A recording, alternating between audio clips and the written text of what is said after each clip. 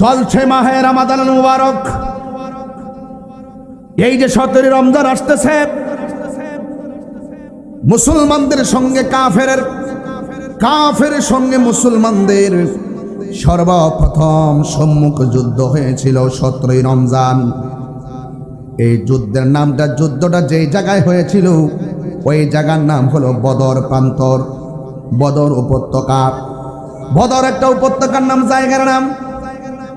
এই জন্য যুবক, আল্লাহর হাবিব সাল্লাল্লাহু আলাইহি সাল্লাম জীবনে সর্বপ্রথম তলোয়ার নিয়ে যেই ময়দানের মধ্যে নেমেছেন, ওই ময়দানটা ছিল বদরের ময়দান। যুদ্ধের, মুসলমানদের পক্ষে যুদ্ধের জন্য যিনি নেতৃত্ব দিয়েছেন তিনি রাহমাতুল লিল আলামিন। এর দ্বারা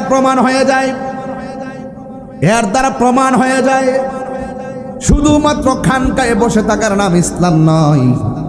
আমার নবী যদি হেরা গুহা ছাইরা ওই যুদ্ধের ময়দানে গিয়ে তলোয়ার নিয়ে নামতে পারে, আমাদের সবাইকে প্রয়োজনে খানকা ছাইরা মাঠে নামতে হবে কি না?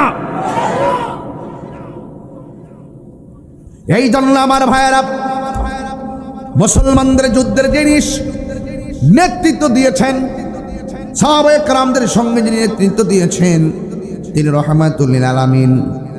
আর কাফেরদের সঙ্গে যে নেতাগিরি করছে, এই বর্বরটার নাম হইল আবু জাহিল। মুসলমানদের সঙ্গে কাফেরের প্রথম সম্মুখ যুদ্ধের নাম হলো বদরের যুদ্ধ। যেই যুদ্ধে মুসলমানদের মধ্য থেকে 313 জন মুসলমান সেখানে শরীক হয়েছেন, 14 জন শহীদ হয়েছেন। কাফেরদের